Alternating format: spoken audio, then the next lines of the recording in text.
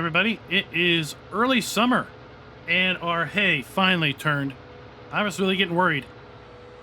It was around noon yesterday when it said that the drying conditions were met, but visually the grass didn't change. 6 o'clock came, the grass didn't change. Morning, the grass still didn't change. And it really took until noon today, where again it said drying conditions met. And at that point, the grass did change over into hay. So we are now coming down here to the shop to pick up the rake that we have leased. We're going to try to keep track of our leasing costs today. And hopefully, at the end of the day, we will be in the profits compared to our vehicle and equipment leasing costs and the amount of money that we're being able to make from our hay. So I'm just going to head back up to our field and get to raking the hay. But before that, this video is brought to you by Mervyn Knotts. Thank you for being a farm baron. So I do not know if we're going to be able to double crop these fields or not because of us only being able to put wheat in the ground on day one of spring.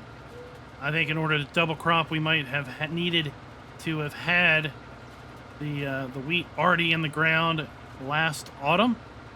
Because, well, there you can see the wheat over there. And it is early summer. We need that wheat to be ready to harvest tomorrow for us to have any chance at putting soybeans in the ground, because today is the last day to plant corn. Tomorrow is the last day to plant soybeans. And if we look over here, well, these don't look like they're growing that terrible much. And if we check our handheld, they are sitting at 50% growth.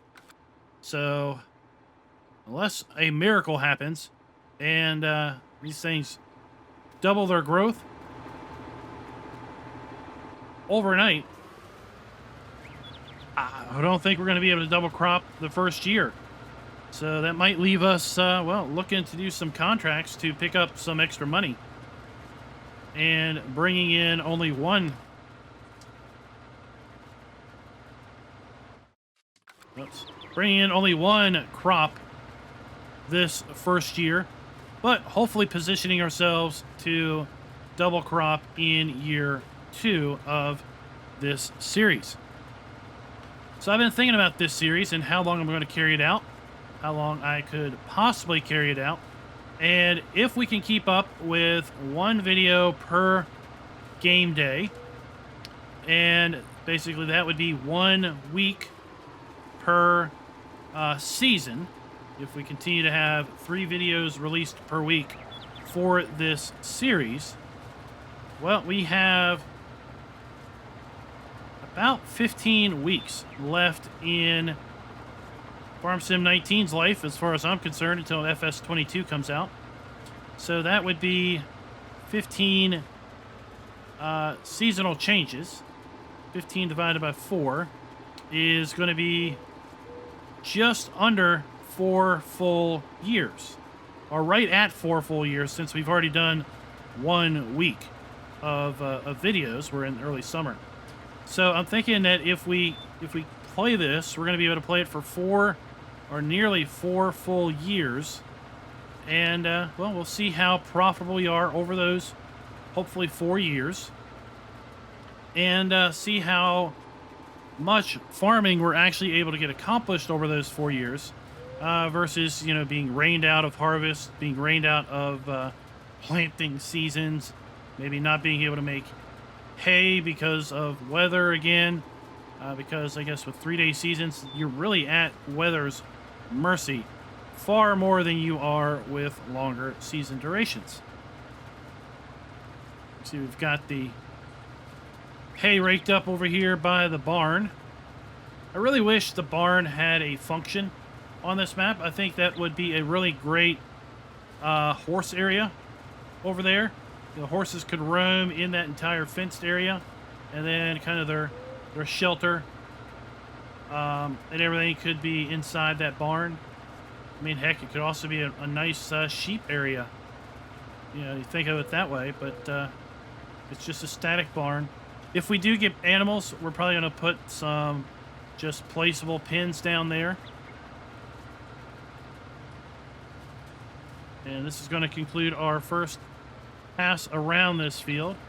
We're going to break into a little bit of a time-lapse and time-lapse some of the raking here. And then that's going to move on into the baling. And then we'll pick up with more narration once we get done the baling. And we are going around picking up the bales so we can kind of see how many bales did we get. And did we make a profit today from our leasing? Because we're having to lease the rake, we're going to have to lease the round baler, and we're going to have to lease the bale trailer, and we've already leased the mower. So it's a fair bit of leasing expenses, and I really want to see if we can make it a profitable go by basically having leased everything. Can we be profitable with our hay in order to increase our bank account so we're able to afford leasing a harvester when it comes time? We'll have to lease the baler again and the bale trailer to pick up the straw. So I'll catch you all on the flip side.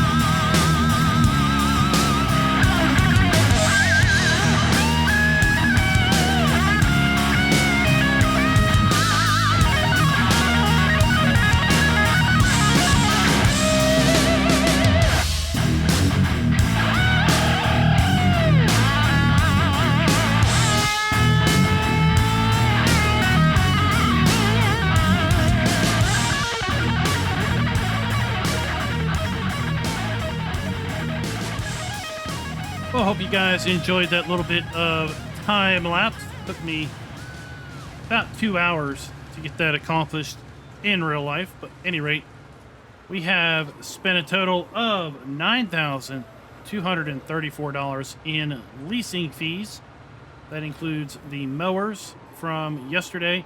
That includes the rake and baler, which was just over 1 hour of usage on the baler, just under 1 hour usage on the rake, and I think 0.8 hours. And we have made 129 hay bales. Now, this particular trailer will collect 24 bales, so we have just over 5 loads of bales to pick up off of these two areas. And we have 2 sell points in town that will take our hay, or looks like they'll take our hay. So I want to kind of see what kind of price we get for those 2 locations, if we're going to get the same price or if one might be paying a little bit better. When you look at the prices screen, of course, it is showing 0 because the prices screen tells you the price for loose material, and you can't sell loose material with seasons. Now, I'm really shocked at how much misinformation is still out there about seasons. Like 5 years of seasons availability, and still we have this misinformation out there. People all the time are surprised that you can sell hay and straw with seasons because the price is 0. That is the bulk price. You can sell bales. You get money for bales. Bale pricing is not simply the bulk price times 4, because it is a bale and has 4,000 liter capacity. So obviously 0 times 4 is 0, but that is not the case. So we're going to see here just momentarily what we're going to get per bale for these 24 bales of hay. So I'll meet you down at O'Connor Farms. O'Connor Farms is right here, really close to the main farm. It'll be a great area to sell our hay. Should it be the best price. Let's go ahead and back up into the zone.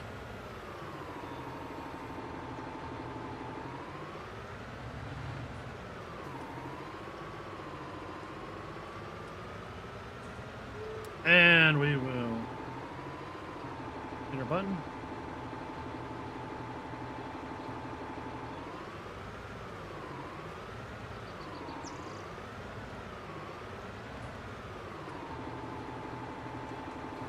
Very, very interesting.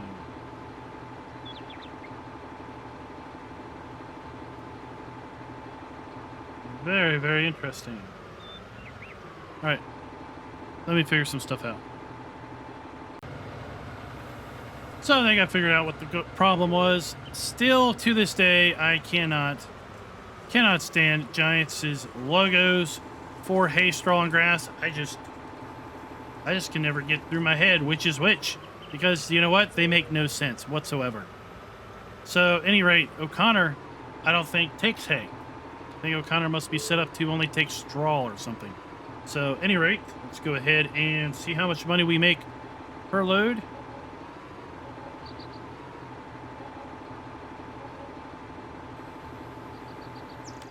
So, looking at our finances screen, we're going to see sold bales $4,994 for 1 load of bales. And we got 5 loads of bales and a little more. So just under $5,000 per load. 5 loads. 5, 10, 15, 20, 25 G's. And we spent $9,000. So this was going to be a very profitable endeavor. Just took ourselves a little bit of time. So I'm going to go ahead and, well, pick up the rest of these bales. I'll bring you back for a little bit of a summary as we are getting rid of the last few bales. So catch you on the flip side yet again. So this is trip number 5. And we've got about maybe 9 bales left in the field. So not a whole lot left. You see, we made ourselves up to about $49,000. So we'll be well ahead. Obviously, what we've calculated, we're going to be well ahead. Had we not taken the time to mow and make these hay bales. Now, as we go on back to the farm, let's talk a little bit about the news in Farm Sim this week. We had a blog post related to a new class harvester that is going to be coming to the game in November 22nd when it releases. And within that blog post, there was a couple other interesting tidbits of information. So we have seen our first shots of what the shop configuration screen might look like in FS22. And I have to say, I really like the change that it looks like might be coming to FS22 with respect to the configuration screen. So in the configuration screen now, which in 19 was the first time that we had kind of the ability to have a 3D configuration screen where we could kind of look around the implement or vehicle that we were buying, and we could see the changes happening live. So we could see the configuration changes live. Back in 17 and prior, we really couldn't see that. So, you know, when you would change, let's say, tire types, you didn't see a live representation of what was changing. You just would have to buy it and see if you like that tire. So oftentimes, you know, in a testing save, you would configure a whole bunch of different configurations of something just so you could see what they all look like, and then you would settle in on what you really wanted to buy. So having the configuration screen where you could see the changes live, that was a big deal in 19. So in 22, it is a refinement to that, which I really like. So what they have done is they've kind of segmented the screen up into 3 sections. So on the far left is going to be information about the vehicle or implement, kind of the specs.